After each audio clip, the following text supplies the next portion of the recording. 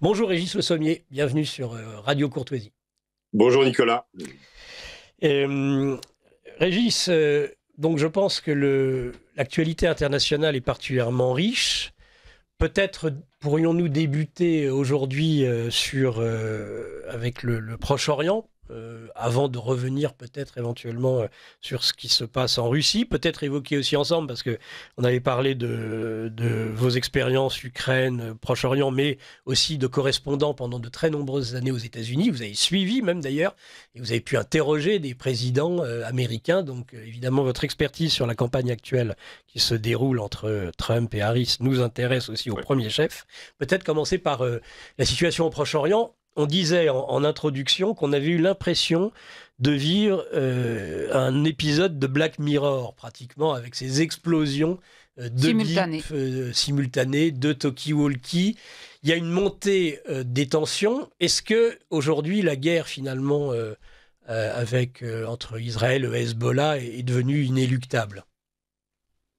Alors, d'abord, il faut signaler que la guerre entre Israël et le Hezbollah, quelque part, elle existe de façon larvée, Ouais. mais beaucoup plus intense que jamais depuis 2006. Pour préciser à nos auditeurs, 2006, c'était la dernière intervention d'Israël au Liban Sud contre le Hezbollah, justement. Et donc là, depuis le 7 octobre, c'est-à-dire depuis les attaques terroristes du Hamas au sud d'Israël, le Hezbollah est venu en soutien au Hamas dans cette guerre et donc a déclenché une série de frappes qui ont contraint Israël à déplacer, et c'est très important, une partie de sa population à l'éloigner de sa frontière nord et du côté libanais, donc la frontière sud du Liban, un certain nombre d'individus aussi ont été déplacés. Donc, si vous voulez, il y a une sorte de no man's land dans lequel il y a des activités militaires depuis le 7 octobre. Rappelez que des frappes et hors de cette affaire des pagers et des talkie-walkie, le Hezbollah a perdu environ 500 combattants dans des activités militaires depuis le 7 octobre. Donc, effectivement, il y a eu un autre front qui s'est ouvert, mais qui reste contraint à des dispositions, c'est-à-dire qu'Israël frappe en général avec son aviation, et on l'a vu hier de façon assez spectaculaire, au sud de Beyrouth, dans la banlieue d'Arki, qui est le fief du Hezbollah, où la chasse israélienne a éliminé une dizaine de commandants du Hezbollah, et dont un très important. Donc Israël agit de cette façon. Israël bombarde un certain nombre d'objectifs, et le Hezbollah réplique, ou en tout cas, lui aussi a une puissance de feu colossale. Rappelez aussi que le Hezbollah, par rapport à 2006, est une force qui n'a rien à voir avec celle qu'Israël avait affrontée en 2006. On ne le dit pas souvent, mais le Hezbollah est l'artisan principal, on va dire, avec l'appui des Russes, des victoires de Bachar el-Assad on va dire, à partir de 2013, qui a permis véritablement à la Syrie de reconquérir, au gouvernement syrien, de reconquérir l'ensemble ou une grosse partie, 80%, 90% de son territoire. Le Hezbollah est Donc contre le Daesh, on est bien d'accord. contre Daesh, contre Al-Nusra, contre un certain nombre de groupes djihadistes. Le Hezbollah est intervenu d'abord à Koussaïr, le Hezbollah est intervenu à Palmyre, il est intervenu énormément à Alep, également pendant la bataille d'Alep. Et donc, fatalement, aujourd'hui, ce Hezbollah, et en particulier son unité d'élite Al-Ridwan, qui a été frappé par les Israéliens directement, Oui, dont le chef a été éliminé hier, Ibrahim Akin, c'est ça. a été éliminé hier. Al-Ridwan est une force qui a été à l'offensive, qui a monté des opérations, qui a reconquis des villes. Donc ça n'a plus rien à voir avec le Hezbollah de 2006. Vous savez, quand on en parle, on en entend parler comme ça, on a toujours l'impression que c'est, oui, le Hezbollah est au Liban, Israël, bon, voilà, et ils se font face. Non, non, le Hezbollah a pris une dimension internationale absolument conséquente. Le Hezbollah est une force imbriquée dans les milices chiites en Irak. C'est une force qui a des capacités, qui a fourni du conseil, aux miliciens houthis dans leur guerre contre l'Arabie Saoudite. Et puis, c'est une force qui travaille main dans la main avec les gardiens de la révolution iranienne, dont d'ailleurs la structure est calquée. Ce sont vraiment des groupes frères qui fonctionnent dans la même nébuleuse. Donc, on est face à un potentiel militaire, notamment en termes de missiles et de missiles balistiques, qui a une énorme capacité. Moi, j'ai tendance à dire que le Hezbollah, c'est le Hamas puissance 10. Donc c'est pas le Hamas à mobilette, le petit assaillant à mobilette qui arrive sur une rave party, quoi. Ça n'a rien à voir. Oui, on voit bien que le Hamas a encore il a des capacités de frappe et de résistance extraordinaires, ouais. mais le Hamas est plus dans une conception, on va dire, de guérilla plus traditionnelle. Ouais. Le Hezbollah est devenu une force multiple avec des capacités d'action dans différents domaines, et une force surtout qui est capable de monter des opérations offensives. Et c'est là où il y avait un risque pour la population israélienne au nord du pays, et c'est pour ça que cette population a été déplacée. Oui. Alors Netanyahou nous a averti qu'ils entendaient à ce que ces gens regagnent leur territoire, et pour ce faire, qu'est-ce qu'il faut ? Eh bien, il faut repousser les capacités militaires du Hezbollah. Il y a une rivière qui s'appelle la rivière Litani, et en fait, l'idée des Israéliens, c'est de libérer ou de faire que cette zone devienne une sorte de no man's land, à partir duquel le Hezbollah ne puisse pas frapper le nord d'Israël. C'est ça l'objectif des Israéliens, avec le risque d'envoyer des troupes sur place, parce que là, on n'est plus du tout dans une configuration où on peut frapper le Hezbollah en profitant de ses faiblesses, on l'a vu du point de vue électronique, de la guerre électronique ou de la guerre des communications, parce que les appareils piégés étaient les appareils favoris qu'utilisait le Hezbollah. Vous savez, les talkie-walkie, Motorola avait une capacité pratiquement un jour sans recharger la batterie. Donc, si vous voulez, pour les combattants, c'est extrêmement pratique d'avoir ce type d'équipement. Et puis, pour signaler ou pour communiquer avec les combattants dans la vie civile, vous aviez ces pagers qui permettaient d'envoyer des messages. Et apparemment, c'est un message supposé d'un commandement du Hezbollah qui a déclenché, donc un faux message évidemment, qui a déclenché les explosions qui ont tué environ une cinquantaine de combattants et blessé des milliers de personnes. On connaît le mode opératoire aujourd'hui de cette opération, comment de façon simultanée toutes ces explosions, est-ce qu'ils étaient piégés avec un explosif à l'intérieur de chaque beeper et de chaque talkie-walkie ? Ce que j'ai compris, oui, il s'agissait de stocks qui ont été conçus justement avec cette charge, enfin en tout cas au moment de la conception, ou à un moment, au moment de la chaîne entre la conception et l'acheminement dans le pays du stock de mobiles, enfin de ces appareils, eh bien la charge a été placée. On ne sait pas exactement quand, on sait que c'est en Europe, peut-être. Voilà, on a parlé de la Hongrie.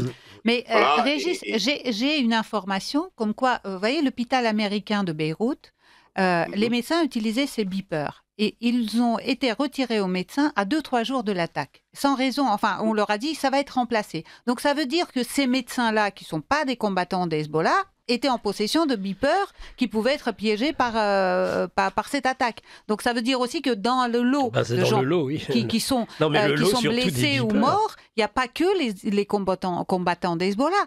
Il y a aussi des enfants. Ça veut dire aussi peut-être que cette attaque-là, elle n'est pas totalement sur le matériel piégé, mais sur plutôt autre chose piégé. Je ne sais pas, le signal qui... J'ai un doute sur justement le matériel piégé à cause de ces histoires d'hôpital américain à Beyrouth. Écoutez, moi, je n'ai pas cette information, mais je vous crois volontiers. Ce que je sais, c'est qu'un certain nombre de personnes aussi possédant ces pagers, notamment, pas tellement les talkies, parce que les talkies étaient vraiment à des membres du Hezbollah, on va dire. Un certain nombre de personnes ont vu leur pager exploser, alors qu'ils n'avaient rien à voir avec le Hezbollah. Donc, il n'y a pas... Oui. La vraie question, c'est combien de temps ce stock est arrivé, depuis combien de temps ce stock est arrivé, quand était-il piégé, a-t-il été distribué uniquement à des combattants du Hezbollah ou au contraire a-t-il été revendu par certains dans des distributeurs. Il y a des distributeurs d'électronique à Beyrouth qui ont sauté, dont les magasins ont sauté. Donc si vous voulez, voilà, c'est tout le problème de cette opération. Et je trouve d'ailleurs un petit peu, on va dire un petit peu dérangeant que certains médias en aient fait une éloge. Alors on peut expliquer que une fascination, une forme de fascination. Mais oui, mais on peut reconnaître la prouesse en termes de guerre moderne et en effet qui utilise d'ailleurs un objet qui est un peu archaïque, mais qui est très utilisé par le Hezbollah parce que justement non détectable. Ah oui, ça passe sous les radars. Portables. Ouais. Donc si vous voulez, il y a un jeu permanent. Vous savez, je vais vous raconter une histoire juste pour. Vous savez comment Ben Laden a été repéré?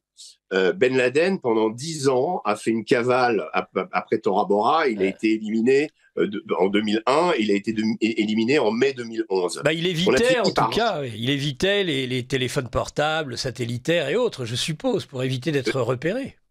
Tout à fait, justement. Et le problème de Ben Laden, c'est qu'en évitant justement cette surveillance et en relayant sa communication avec Al-Qaïda par des courtiers, en fait, qui étaient mandatés par lui, qui, eux, utilisaient des téléphones, mais dans des villes loin de l'endroit où ils se trouvaient, eh bien, Ben Laden a pu échapper à la surveillance. Mais le problème, c'est qu'à la fin, il s'est établi dans une villa à Abbottabad, donc au Pakistan, à côté de l'académie militaire pakistanaise. Bon, ça fait beaucoup de fantasmes sur le fait qu'il se trouvait juste à côté. Ouais. Mais ce que je veux dire, c'est que cette villa était suffisamment conséquente. Il y avait ses femmes, il y avait une partie de ses enfants qui vivaient dedans. Elle était trop importante et quand la CIA s'est intéressée à cet endroit, a eu un tuyau comme quoi Ben Laden pourrait s'y trouver, eh bien, ils ont repéré cette maison parce que cette maison n'était pas connectée. Toutes les maisons des alentours étaient connectées, mais celle-là, qui était grande, n'avait pas de connexion. Donc, ils se sont dit, c'est quand même étrange qu'il n'y ait pas de connexion dans cette maison.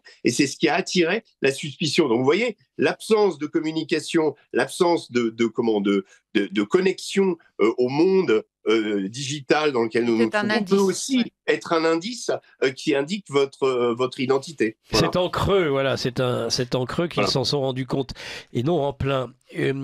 Vous disiez tout à l'heure qu'ils avaient acquis, le Hezbollah, une puissance en matière de missiles balistiques. J'aimerais que vous précisiez, parce que, à ma connaissance, ce que j'avais compris, certainement très désinformé, mais quand même, je croyais qu'il y avait un dôme de fer absolument infranchissable, voilà, au niveau israélien, et de l'autre côté, des petites roquettes qui étaient tirées, certes, de façon conséquente, mais de là à parler de missiles balistiques, alors je ne parlerai même pas des hypersoniques, hyper véloces, comme on dit sur Radio Courtoisie, d'Iran, mais là, des missiles balistiques, c'est-à-dire qu'ils sont détenteurs de ce type de technologie, le Hezbollah, aujourd'hui.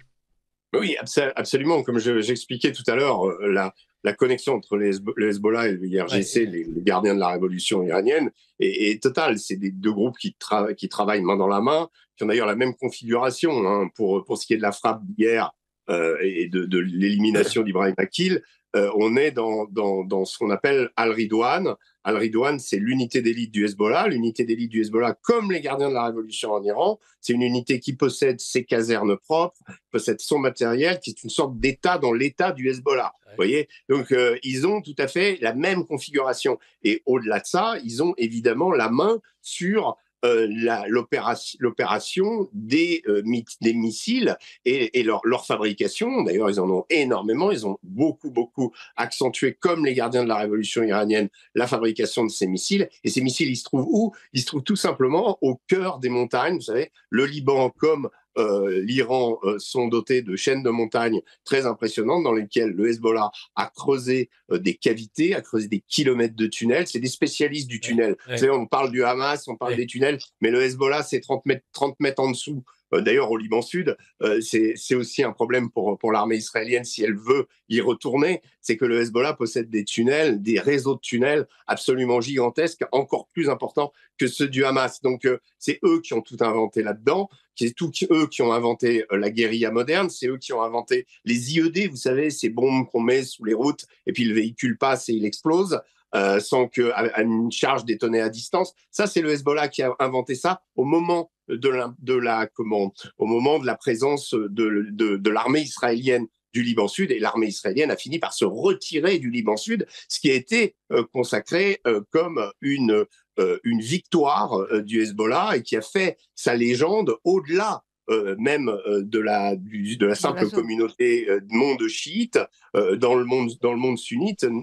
Hassan Nasrallah, qui est le leader du Hezbollah, est respecté pour avoir fait reculer les Israéliens. Vous savez, quand on est au Liban, d'ailleurs, quand vous parlez aux gens, vous ne dites pas le Hezbollah, vous dites la résistance. Entre eux, c'est la résistance. Donc, non, mais c'est important parce que, si vous voulez, quand on entend parler du Hezbollah, on a toujours tendance à dire, oui, c'est une espèce de groupe, un peu comme Daesh, mais ce n'est pas du tout ça. C'est une émanation du monde chiite qui correspond environ à 30% de la population au Liban. Donc, c'est des gens qui contrôlent une partie du Parlement, dont le chef du Parlement, d'ailleurs, est un membre du Hezbollah. Donc, il y a une dimension politique et évidemment, il y a cette dimension militaire absolument gigantesque. Et donc, attention, voilà, ce que je voulais vous dire sur la question des missiles balistiques, c'est que ces missiles balistiques qui sont au cœur des montagnes, extrêmement difficiles à atteindre par des frappes conventionnelles ou même par l'aviation israélienne qui tente évidemment régulièrement de taper ses objectifs, mais c'est pas facile.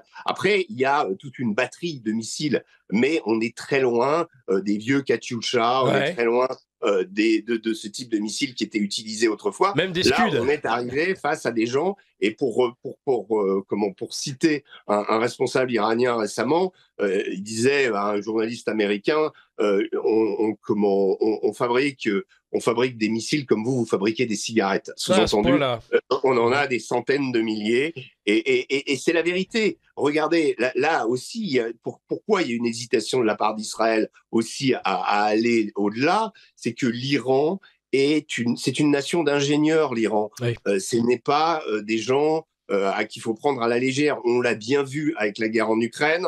Ils fournissent d'ailleurs aujourd'hui, ils ont fourni aux Russes des missiles balistiques. C'est vrai, ça Est-ce que vous confirmez cet aspect-là ? Oui, enfin, en tout cas, c'est en tractation. Est-ce qu'ils ont été livrés, en tout cas, Poutine et comment l'état-major russe l'a confirmé. Et ce qui se passe, c'est la suite un petit peu de l'arrivée sur le champ de bataille des fameux drones Shahid, de conception iranienne revisitée par les ingénieurs russes, qu'on appelle aujourd'hui les Goran 2. Et les Goran 2 ont fait des ravages incroyables dans le système électrique ukrainien. Ça a été ce qu'on a appelé presque un game changer, c'est-à-dire qu'à l'automne 2022, au moment où les Russes se retirent de Kherson, ils vont frapper massivement toute l'infrastructure électrique ukrainienne grâce justement à la technologie iranienne. Donc attention, on n'est pas face à des gens qui sont entre guillemets c'est pas une guérilla avec des types en claquettes et des kalachnikovs. Voilà. Quel est le pacte entre la Russie et l'Iran ? On dit au moins, en tout cas, des moyens anti-aériens où les Russes sont passés maîtres, qui seraient livrés en échange justement et de ces drones et maintenant de ces missiles balistiques. Et ce qui fait le plus peur à l'Occident, en tout cas c'est ce qu'ils prétendent, ça serait un pacte nucléaire entre la Russie et l'Iran. Alors c'est très difficile à dire. Vous savez, dans cette guerre, il y a énormément d'intox. Oui. Moi, j'attirerais enfin, je conseillerais à nos auditeurs de regarder à chaque fois qu'une information. Vous savez, par exemple, on a beaucoup parlé donc d'Ibrahim Akil depuis hier, éliminé par Tsahal. On a parlé de Fouad Choukar aussi le mois dernier, en juillet, qui était l'un des bras droits et d'un des commandants historiques du Hezbollah, comme éliminé. Et immédiatement, on les lie tous les deux à l'affaire de l'immeuble Drakkar, où les Français ont perdu une cinquantaine d'hommes et les Américains en ont perdu plus de 200. Comme pour un petit peu, c'est des infos qui sont d'ici là. On a l'impression qu'à chaque fois qu'un représentant du Hezbollah est éliminé par Israël, il faut rajouter ça pour rendre la chose acceptable et pour dire, vous voyez, on a les mêmes ennemis. Donc attention aussi à ces manipulations. Je ne doute pas que Fouad Choukar a eu son mot à dire à l'époque du Drakkar. Ça, c'est probable.